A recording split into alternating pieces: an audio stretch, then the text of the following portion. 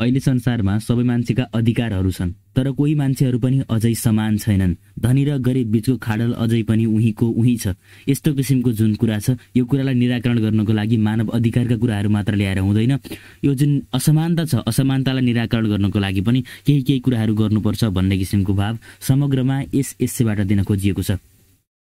अब यस एस्सेका जुन राइटर छन्, राइटर मोयन्स tells story about Croesus, the last Lydian king who was rich and thought he was the happiest person on the earth. To him, his people should be happy and free of any pain, but he didn't want to spend his money on them. अब यसमा चाहिँ कथा, यो जुन एस्से छ, एस्से चाहिँ एउटा घटनाबाट सुरु हुन्छ। यो घटना चाहिँ कसको भन्दाखेरि क्रोएससको। अब क्रोएसस भनेको लाइडियाको एउटा किङ थियो। त्यो किङ चाहिँ एकदमै धनी थियो। ऊ चाहिँ एकदमै आफूलाई विश्वकै सबैभन्दा खुसी मान्छेको रूपमा लिन्थ्यो। तर उसले आफ्ना जुन राज्यका मान्छेहरू छन् उनीहरूलाई पनि खुसी बनाउन चाहन्थ्यो। तर उनीहरूलाई कुनै पनि प्रकारको पैसा दिन चाहेको थिएन। उनीहरूलाई खुसी बनाउनको लागि, उनीहरूको हार्डसिप अन्त्य गर्नको लागि कुनै पनि प्रकारको पैसा खर्च गर्नलाई मन लागेको थिएन। उनीहरूलाई खुसी पनि बनाउन चाहन्थ्यो। फेरि उनीहरूलाई पेनहरूबाट उनीहरूको दुःखलाई हटाउन पनि चाहन्थ्यो, तर उनीहरूमा कुनै पनि प्रकारको पैसा खर्च गर्न पनि चाहेको थिएन। भनेको अर्थ त कस्तो भयो भन्दाखेरि उसलाई 5 स्टार होटलमा गएर खानु पनि थियो र पैसा पनि तिर्नु थिएन। यस्तो त कसरी हुन्छ र? After he lost the Persian king Cyrus the great and his troops took over his money. त्यहाँ पछाडि चाहिँ पर्सियाको किङ साइरसले उसको राज्यमाथि जित हासिल गर्यो। त्यहाँ पछाडि उसको सबै श्री सम्पत्ति चाहिँ उसले जफत गर्यो। The author compares this situation to today's world where there is a lot of inequality and not enough money and resources for everyone. उनले चाहिँ यो जुन सन्दर्भलाई वर्तमान विश्वमा कम्पेयर गरेका छन्, जहाँ असमानता टन्नै छ, तर त्यो असमानताको निराकरण गर्नको लागि पैसा चाहिन्छ। त्यो पैसा चाहिँ छैन, रिसोर्सेसहरू छैनन्। There hasn't been any progress toward equal rights and property for rich and poor people around the world. जति नै मान्छेहरूका विषयमा समानताका कुराहरू आए तापनि, जति नै मानव अधिकारका कुराहरू आए तापनि, अझै पनि धनी र गरिब बीचको जुन खाडल छ, त्यो खाडललाई पूर्णको निमित्त कुनै पनि प्रकारको प्रयास चाहिँ अझै पनि सफल हुन सकेको छैन। In order to solve all of these problems, you need to make sure everyone gets the same amount of money. यसको उनले चाहिँ के भनेका छन् भने, त्यही भएर यो जुन खाडल छ, यो धनी र गरिब बीचको खाडल, यो जुन आर्थिक असमानता छ, यो असमानतालाई हटाउनको लागि सबैसँग बराबर पैसा हुनुपर्छ, सबैलाई बराबर पैसा बाँडिनुपर्छ भनेर भनेका छन्। He finds it hard to do this in real life. तर यो भन्नलाई मात्र सजिलो हो, यो लेख्दाखेरि त सजिलो छ, तर यो वास्तविक जीवनमा गर्न त गाह्रो छ। कसरी सबैलाई बराबर पैसा बाँड्ने त भन्ने किसिमको कुरा आउँछ। To connect the history of human rights with the history of human economics, he says that there are 2 main steps to do. अब उनले चाहिँ जुन अर्थशास्त्रका नियमहरू हुन्छन्, अर्थशास्त्रका सिद्धान्तका आधारहरूमा यसलाई कनेक्ट गरेर भन्दाखेरि चाहिँ यो सम्भव छ, तर कसरी छ भन्ने कुरालाई दुईवटा आधारमा उनले भनेका छन्। The first was the heroic era of national welfare states after the World War II, and second, in the 1940s, politics and economics took over the country. उनले चाहिँ यो कुरालाई चाहिँ दोस्रो विश्वयुद्ध पछाडिको जुन राष्ट्रिय रूपमा नै जुन प्रकारको कल्याण भयो, राष्ट्र कल्याण भयो, त्यो समयको युगलाई चाहिँ उनले एउटा आधार बनाएका छन्। अर्को आधार भनेको 1940 पछाडि जुन प्रकारको राजनैतिक र आर्थिक टेक ओभर भयो हैन, त्यसलाई पनि उनले यहाँ दुईवटा आधार बनाएर यो कुरा गर्न सम्भव छ भनेर भनेका छन्। But 3 important things were left out. Franklin Roosevelt famous State of the Union call for a second Bill of Rights that included protection for the poor and the middle class. Provincial America's entry into the North Atlantic Consensus, which promises and imagines a world without hunger. During the years 1940, favoritism caused the world to split into the 2 camps, one led by the United States and one led by Soviet Union. This caused a lot of damage to human rights. Also, post-World War II, decolonization did not provide the intended prosperity and human rights because these governments put national well-being above equal rights. अब के भयो त भन्दाखेरि फ्र्याङ्कलिनको जुन रुजवेल्टको सन्धि छ, त्यो रुजवेल्टको सन्धिमा पनि मानव अधिकारका विषयमा अथवा जुन आर्थिक असमानता छन् यिनीहरूलाई हटाउनका निमित्त केही कुराहरू गरिएका थिए, केही पोइन्ट्सहरू उल्लेख गरिएका थिए। जस्तै त्यसमा चाहिँ के लेखिएको थियो भन्दाखेरि नर्थ एटलान्टिक जुन कन्सेन्सस छ हैन, यसमा चाहिँ अमेरिकाले पनि अबदेखि अमेरिकाले हेर्नेछ अथवा त्यो क्षेत्रलाई चाहिँ अमेरिकाले आफ्नो क्षेत्र अन्तर्गत गरेर उसलाई पनि आफ्नै तरिकाले ट्रिट गर्नेछ राम्रोसँग। र त्यहाँ पछाडि जसबाट चाहिँ त्यहाँका मान्छेहरूको अथवा समग्र विश्वबाट नै हङ्गर हुने छैन, हङ्गर हट्नेछ भन्ने किसिमको उनीहरूले त्यस्तो खालको एउटा सन्धि बनाउँछन्। तर त्यो खास अमेरिकामा मात्र गरिएको हुनाले त्यो अन्तर्राष्ट्रिय लेभलको थिएन। विश्वमा जुन हङ्गर छ, विश्वमा जुन प्रकारको आर्थिक असमानता छ, त्यो ज्यूको त्यो नै थियो। During the years after 1940 favouritism cause the world to split. त्यहाँ पछाडि जुन यो नातावाद, कृपावाद अनि आफ्ना मान्छेहरूलाई चाहिँ अथोरिटी दिने किसिमको, प्रिफर गर्ने किसिमको जुन चलन थियो, यो चलनले गर्दा चाहिँ विश्व दुई भागमा चाहिँ विभाजित भयो। एउटा चाहिँ अमेरिकाले लिड गरेको एउटा कन्ट्री भयो, अर्को भनेको यो जुन सोभियत युनियन छ, सोभियत युनियन गरेर यी दुईवटा देशहरू अलग अलग ध्रुवमा विभाजित भयो। विश्वलाई नै अलग अलग ध्रुवमा विभाजित गरिदिए दुई प्रकारका बिलिफले। This caused a lot of damage to human rights. यसले गर्दा चाहिँ के भयो, युद्ध भयो अनि यसले चाहिँ विश्वको जुन मानव अधिकार छ त्यो मानव अधिकारलाई एकदमै तहस नहस पारिदियो। त्यहाँ पछाडि जुन ओल्ड RII पछाडिको डिकोलोनाइजेसन छ, यसले पनि त्यस्तो मान्छेलाई त्यस्तो खालको सुख समृद्धि दिन सकेन, किनभने यसले मानिसलाई होइन, देशको जुन विकास छ, ओभरअल विकास छ, त्यसमा फोकस गरेको थियो। मान्छेहरू गरिब रहन् मतलब भएन। सरकारले मात्र देशलाई, देशको जुन शान्ति छ, देशको जुन समृद्धि छ, त्यसलाई फोकस गरेको थियो। व्यक्तिगत रूपमा प्रत्येक इन्डिभिजुअललाई वेलबिङको इन्डिभिजुअल वेलबिङमा यसले फोकस गरेको थिएन। त्यही भएर यसले पनि विश्वमा त्यस्तो प्रकारको असमानतालाई पुर्न सकेन, समृद्धि ल्याउन सकेन। Samuel Moyen asks whether or not there should be another human rights movement. He then uses Herodotus' example of Truth and Reality, which was about the need for social and economic justice to be transferred from the rich to the poor around the world. This is that everyone has the same amount of freedom and right, but this isn't true in the real life. Until and unless this economic and political framework is still in place, humans won't be able to have the true freedom and rights. The government must make and enforce laws that make sure that everyone has the same amount of money, and huge and radical movements are important for an egalitarian society. अब उनले के भन्छन् भने यदि हामीलाई समान रूपमा society बनाउनु छ, समतामूलक सोसाइटी बनाउनु छ भने समाजमा धनी र गरिब बीचको खाडल पुर्नुपर्छ। धनी र गरिब बीचको खाडल पुर्नु छ भने के चाहिन्छ, एउटा नयाँ मान्छेहरूको जुन जनयुद्ध हुन्छ, त्यो जनक्रान्ति अब आवश्यक परेको छ भन्ने किसिमको कुरा चाहिँ उनले गरेका छन्। मानव अधिकारका विषयमा अब फेरि पनि आवाज उठाउनु जरुरी छ ताकि समाजबाट धनी र गरिब बीचको खाडल पुरियोस्। यो कुरा आवश्यक छ भन्ने खालको कुरा चाहिँ अन्तिममा स्यामुएल मोइनले चाहिँ यसबाट गरेका छन्। उनले हेरोडोटसको इक्जाम्पल पनि लिएका छन् ट्रुथ र रियालिटीको विषयमा। वास्तविकता र जुन सत्यता छ यी दुईजना बीचको इक्जाम्पल पनि उनले लिएका छन्। र उनले के भनेका छन् भने need for social and economic justice to be transfer from rich to the poor around the world. उनले चाहिँ के भन्छन् भन्दाखेरि जुन धनी मान्छेहरूसँग जुन प्रकारको आर्थिक अवस्था छ, त्यो आर्थिक अवस्था र सामाजिक जुन स्ट्याटस छ, त्यो स्ट्याटसलाई चाहिँ गरिबहरूमा पनि ट्रान्सफर गरिनुपर्छ, किनभने यदि हामीलाई सोसियल जस्टिस ल्याउनु छ, यदि समाजमा हामीलाई समानता ल्याउनु पर्ने छ, यदि मानव अधिकारको वास्तविक प्रत्याभूति मान्छेहरूलाई दिनु छ भने हामीहरूले धनीबाट गरिबहरूमा यो जुन सोसियल र इकोनोमिक जस्टिस छ यो कुरालाई चाहिँ ट्रान्सफर गर्नुपर्छ भन्ने किसिमको कुरा चाहिँ यहाँ स्यामुएल मोयनले यो हेरोडोटसको इक्जाम्पलबाट उठाएका छन्।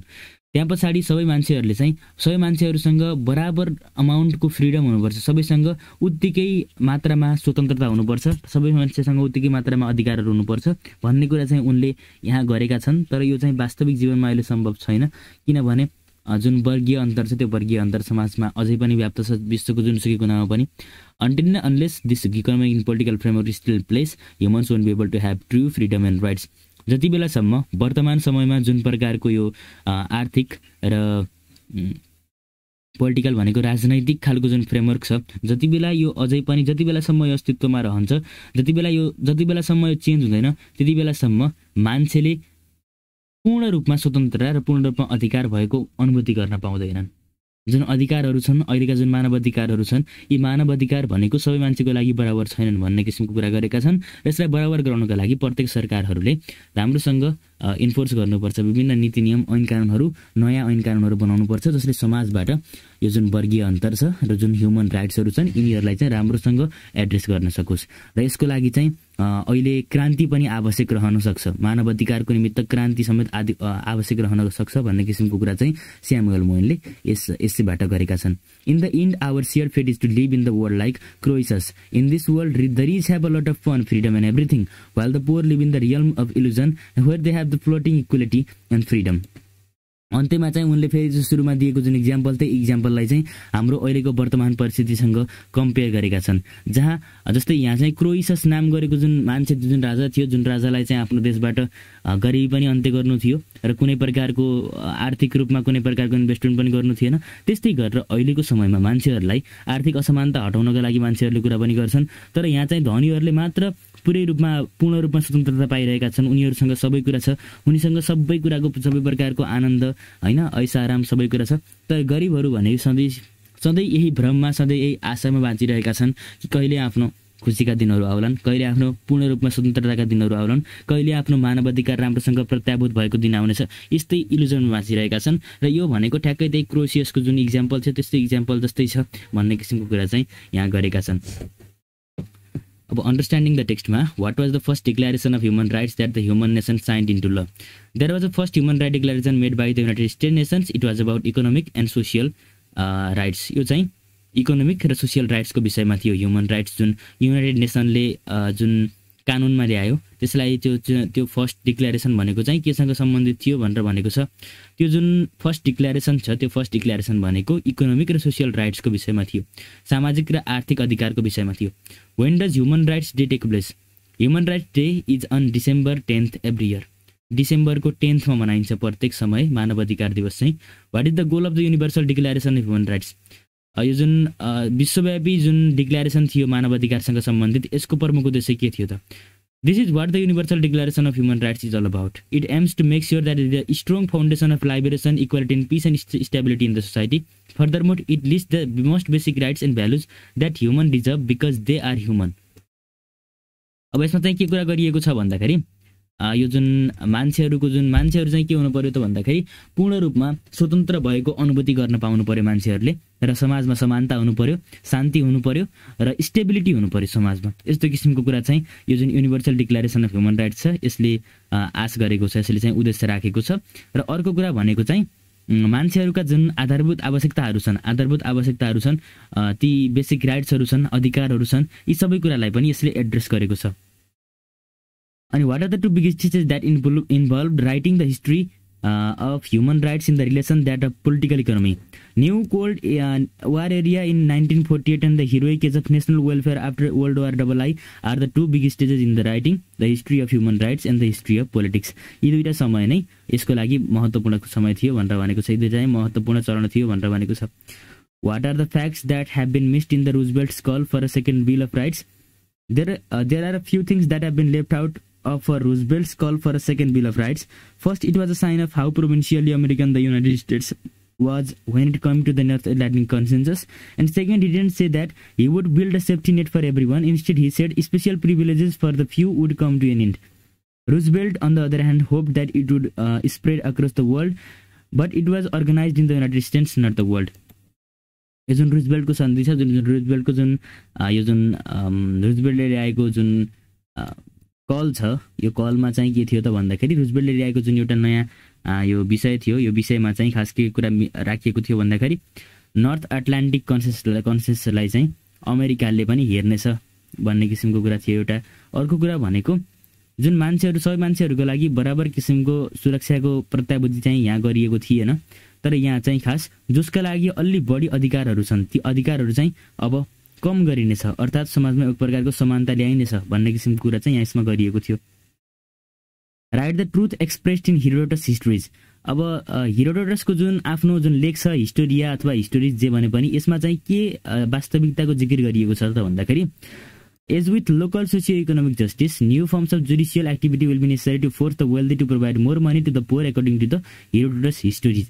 अब हिस्टोरिज छ जुन यिनको लेख, यसमा चाहिँ के भनिएको छ भन्दाखेरि जो धनी छन् धनीहरूबाट चाहिँ गरिबहरूमा उनीहरूको वेल्थ अलिक केही अमाउन्टमा चाहिँ पास हुनुपर्छ अनि बल्ल यो चाहिँ जुन खाडल छ यो खाडल पुर्न सक्छ भन्ने किसिमको कुरा चाहिँ भन्ने किसिमको जुन सत्यता छ यो सत्यतालाई चाहिँ यहाँ लेखिएको छ। Why is the Universal Declaration of the Human Rights important to you? There are many reasons why I think the Universal Declaration of Human Rights is important. It makes sure that all people have the same opportunities to get what they deserve, be treated fairly, and so on. अब यहाँ चाहिँ reference beyond the reference to the text छ। Does the essay give ways on how to stigmatize? यसलाई चाहिँ stigmatize भनेको चाहिँ नराम्रो देखाउनु हो। मैले यहाँ क्वेशनमा पनि लेखेको छु इनइक्वालिटी। अब यसमा चाहिँ यो असमानतालाई चाहिँ कसरी नराम्रो देखाइएको छ यस एस्सेमा भनेर भनेको छ। अब यो पुरै एस्से नै असमानताको विषयमा हो, असमानताका नराम्रा पक्षहरूको विषयमा हो। त्यही भएर हरेक कारणहरू छन् यहाँ असमानतालाई नराम्रो देखाइएका। यसमा चाहिँ के पर्छन् भन्दाखेरि author talks about how inequality is made to seem bad, there isn't a specific way to make inequality seem bad in this essay. The author says that if the gap between the rich and poor grows this way there will be people who don't like it, so it is better to keep society equal and fair. यदि मान्छेहरू धन र गरिब बिचको जुन खाडल छ त्यो खाडल यसरी नै बढ्दै गयो भने चाहिँ एक न एक समयमा मान्छेहरूले विरोध गर्नेछन्, रिभोल्ट हुनेछ, वर्ल्ड वार थर्ड पनि हुन बेर छैन। त्यही भएर चाहिँ समाजलाई जति सक्यो त्यति चाहिँ इक्वल र फेयर राख्नु जरुरी छ भनेर भन्छन् उनले। अनि त्यहाँ पछाडि अर्को कुरा भनेको यस्तो कुरा रहिराख्यो भने चाहिँ मान्छेले ट्रु रूपमा फ्रिडमको कहिल्यै पनि अनुभूति गर्न पाउँदैनन्, मानवाधिकार प्रत्याभूत गर्न पाउँदैनन्। त्यही भएर यो जुन खाडल छ यो खाडललाई पुर्नु जरुरी छ, असमानतालाई हटाउनु जरुरी छ भनेका छन्। बी नम्बरमा is another human rights movement necessary why. अब के अर्को यो जुन मानवाधिकारसँग सम्बन्धित अर्को कुनै क्रान्ति गर्नु आवश्यक छ, किन छ भनेर भनेको छ। यो छ किन भन्दाखेरि चाहिँ जतासुकै अहिले राजनीति मात्र चलिरहेको छ, जो चाहिँ अहिले सत्तामा छन् उनीहरूले चाहिँ मात्र आफ्नो अधिकारको दुरुपयोग गरिरहेका छन्, नियमको हनन गरिरहेका छन्। अनि त्यहाँ पछाडि अझै पनि समाजमा नातावाद र कृपावाद रहिरहेका छन्। अनि नियमहरू सबैका लागि बराबर छैनन्। There is still great deal of political and social domination, अझै पनि समाजमा सामाजिक र राजनैतिक डोमिनेसन छ। Laws and rights exist only on paper, they are never enforced. जुन मानवाधिकारसँग भनिएका जुन नियमहरू छन् ती नियमहरू पनि मात्र पेपरहरूमा मात्र सीमित छन्, तिनीहरू कहिल्यै पनि लागू गरिँदैनन्। All people regardless of wealth र social status need equal access to justice and social equal protection for the human rights. अनि सबै किसिमका समाजका मान्छेहरूले चाहिँ बराबर मात्रामा समान रूपमा चाहिँ उनीहरूले ट्रिट हुन पाउनुपर्छ भन्ने किसिमको कुरा पनि आवश्यक छ। त्यही भएर चाहिँ अहिले वर्तमान समयमा चाहिँ ह्युमन राइट्स मुभमेन्ट जुन मानव अधिकारसँग सम्बन्धित क्रान्तिहरू छन्, युद्धहरू छन् अथवा द्वन्द्वहरू छन्, यी चाहिँ आवश्यक छन्। द्वन्द्व त नबनाऊ, नन भायोलेन्ट टाइपको जुन क्रान्ति छ त्यो क्रान्ति चाहिँ गर्नु आवश्यक छ भनेर स्यामुएल मोइनले चाहिँ यहाँ भनेका छन्। र यो भन्नुको कारण भनेको यो छ, त्यही भएर चाहिँ यो गर्नु आवश्यक छ। अब रेफरेन्स बियोन्ड द रिस्कमा what are the challenges in maintaining human rights in Nepal. नेपालमा मानव अधिकारको प्रत्याभूति गर्नको लागि अथवा यसलाई चाहिँ जोगाएर राख्नको लागि के कस्ता चुनौतीहरू छन् त भनेर भनेको छ। अब चुनौतीहरू भनेको माथि जुन कुरा गरियो, जुन कारणले गर्दा मानव अधिकारको जुन क्रान्ति छ क्रान्ति गर्नु आवश्यक ठानियो, तिनै उदाहरणहरूलाई चाहिँ यहाँ लेख्दा हुन्छ तपाईँहरूले। यो चाहिँ खास रिजनहरू हुन्।